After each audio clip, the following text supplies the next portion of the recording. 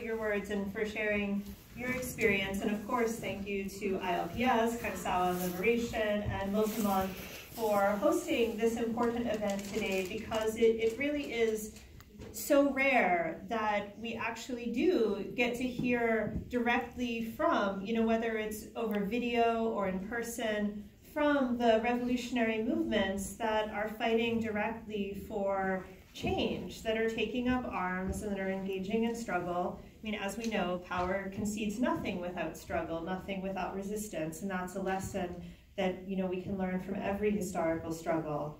But in the world that we live in today, where we look at the power of imperialism, when we look at the dominance of settler colonial states like the United States and Canada, these movements present a very real and very actual threat. Like, on one level, it's correct for us to kind of mock the level of propaganda that's put out against movements like the New People's Army, or that's put out against the Palestinian Liberation Movement, because in many ways the propaganda that's used against these movements in major corporate media, from the government, from capitalist sources, it is ludicrous. People are dehumanized, and movements are detached from their communities and from lives of resistance and struggle to fight back against, whose very existence is a resistance and a response to mass dehumanization. So it's really important that we actually get to hear these voices in places like Canada, where we have anti-terror laws, where there is a settler colonial state that took the lessons of its ongoing genocide and disenfranchisement and subjugation of Indigenous people to then translate those experiences into the anti-terror laws that we see today in Canada and the United States and elsewhere. And the Canadian legislation, just like that in Europe, is in many ways crafted on the US model, as well as on Canadian histories of suppression of Indigenous resistance. So when we talk about the designation of the NPA as a foreign terrorist organization, these countries and these states, including Canada, maintain lists of organizations around the world that they say it's illegal or criminal to provide material support to these organizations. And material support can be defined in a lot of ways. This is one of the things that they interviewed Shane Kadidal from the Center for Constitutional Rights in the film, and he was talking about this idea of coordination and what it means to coordinate and what it doesn't mean to coordinate, what's independent, what's not, because the US has actually further refined this legislation in a way beyond many other countries. So where material support traditionally meant providing money and weapons, now material support in the US can mean kind of a whole range of activities, training, education. These were changes that were introduced as part of the Patriot Act, and it was around that time, after September 11th in 2001, when we saw the adoption of the current Canadian anti-terror legislation, the current European Union anti-terror legislation, and elsewhere. And there's a lot to say about the legal history of this kind of criminalization, but I think that the question that comes through is, how can we fight back against it? And how can we make sure that the message that people are putting their lives on the line for, whether that's marching to the so-called border in Gaza every week in the Great March of Return, or whether that's here in the Philippines, up in the countryside and up in the mountains fighting for justice, how can we make sure that these voices are not suppressed even within our own movement due to the vast amount of fear that these kinds of laws create? Because that's what our responsibility is to do, is to fight back against the fear, to fight back, to call for an end to terror lists, to say that the US government, the Canadian government, the European Union, these are the propagators of terror around the world, and these states do not have any business creating lists of foreign terrorist organizations. They are the list of foreign terrorist organizations to the people of the world. If we look at the history of the US laws, I mean, it's not as if the US started prosecuting and persecuting and repressing people's movement with the passage of the first modern anti-terror law in 1996.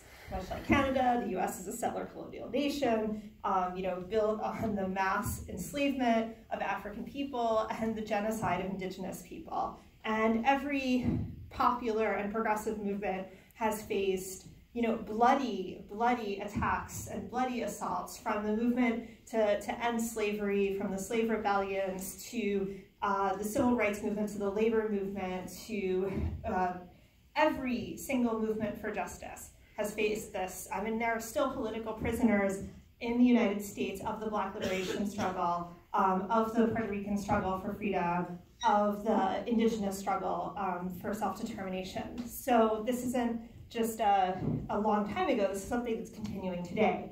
But if we look at, why did anti-terror laws start being created in this form in the 1990s, it actually had a lot to do with both the destruction of the socialist camp, as much as we might have criticisms of it, in the Soviet Union and Eastern Europe, but also the attempt to impose a solution, a quote-unquote solution in Palestine. Unlike in the Philippines, where the struggle is quite a bit different in a number of ways, the struggle in Palestine is directly against a settler colonial occupier, and there is very little or nothing to be gained from peace talks in that environment, because it's not about uniting the people against imperialism, it's about fighting to end a settler colonial occupation and liberate occupied land. So in order to allow the so-called Oslo process, the creation of the Palestinian Authority, the attempt to kind of destroy the Palestinian struggle by creating a fake state instead of any form of movement to satisfy the Palestinian people's demands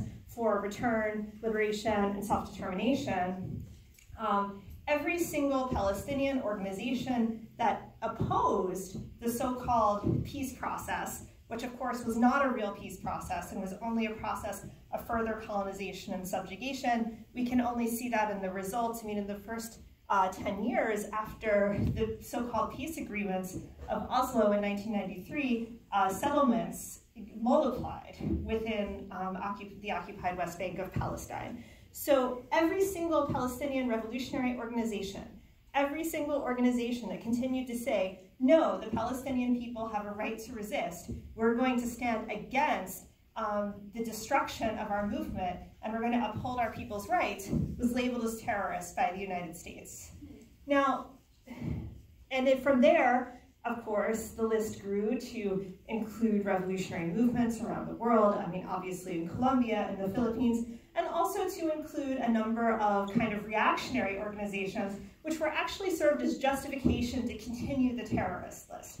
Because, oh, if you're just listing Al-Qaeda, or if you're just listing ISIS or Daesh, well, who's going to say that you should be a member of these organizations? After all, the primary victims of these organizations are, of course, the very same oppressed peoples who are also the primary victims of US, Canadian, and European imperialism and colonialism.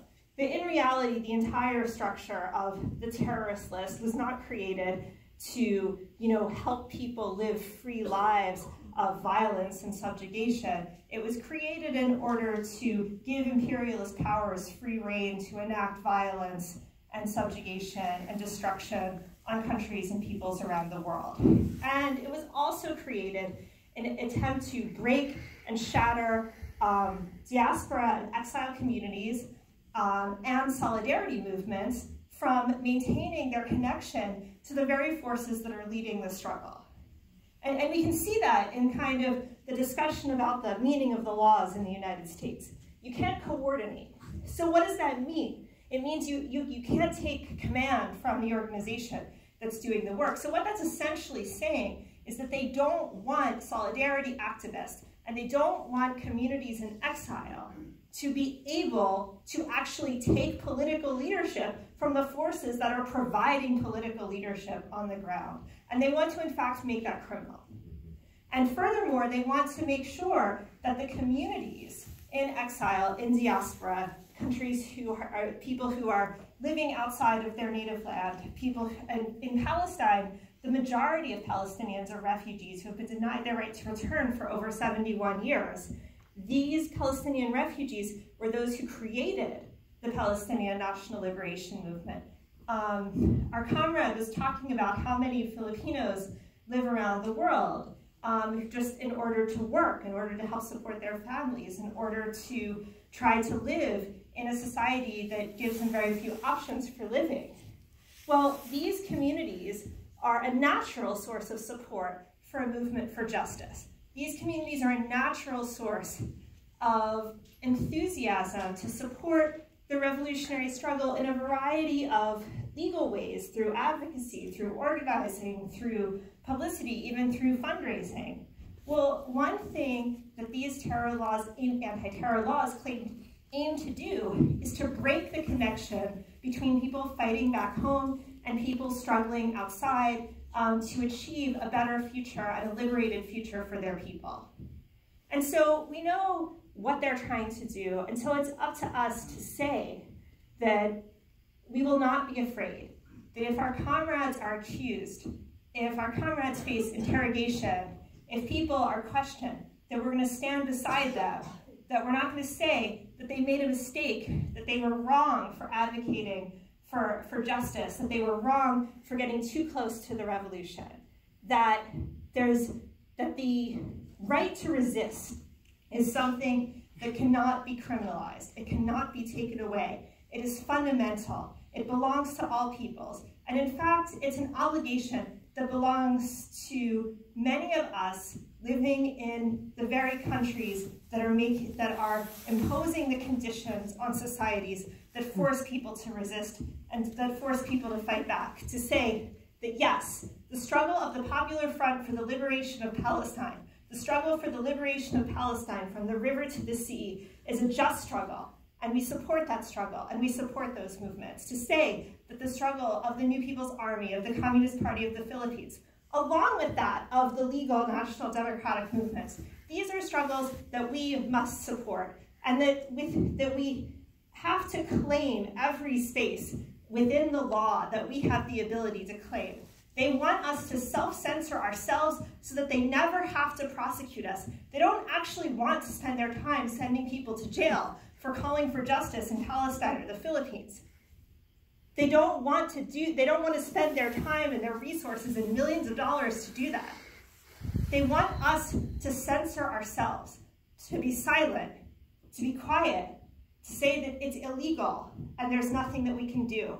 And so that means we don't just have to know about their laws and their persecution, but we also have to know our rights, our right to organize, our right to talk, our right to share stories like this, our right to express solidarity and support for people around the world who are fighting for freedom, and our right to be part of that struggle for freedom, whatever that means for each and every one of us. And so thanks again to ILPS and to all of the other organizations that were part of this today.